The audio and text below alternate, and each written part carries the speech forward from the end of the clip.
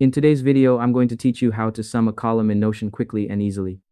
Whether you're tracking expenses, managing numbers for a project, or you simply want to calculate totals inside your Notion workspace, this simple step-by-step guide will walk you through everything you need to know. First, open the Notion desktop application on your computer, or you can go to the Notion website and log in using your Google account or email.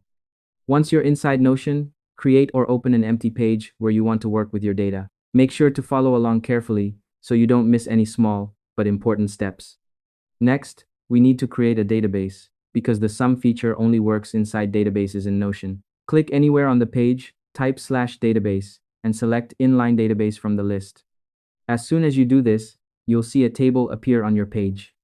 By default, the first column is usually a text column. To calculate a sum, we'll need a number column. Click on Add a Property, choose Number from the options, and give it a simple name like num.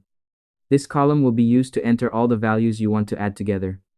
Now, start entering some numbers into the column. For example, you can type 1, 2, 3, 420, or any other values you need for your work. As you add numbers, you'll notice that nothing is calculated yet, and that's totally normal. To make the process smoother, here's a quick tip. Make sure you're clicking directly inside the number column and not the text column. This helps avoid confusion and ensures Notion knows exactly which values you want to calculate. Once you've added your numbers, scroll all the way to the bottom of the number column. Below the New Row option, you'll see a Calculate option. Click on it, and from the list of calculations, select Sum. As soon as you choose Sum, Notion will automatically calculate the total of all the numbers in that column for you. After that, you should be able to see the final total displayed at the bottom of the column without any interruptions. It's also a good idea to double-check your numbers to make sure everything adds up correctly, especially if you're using this for important data like finances or reports.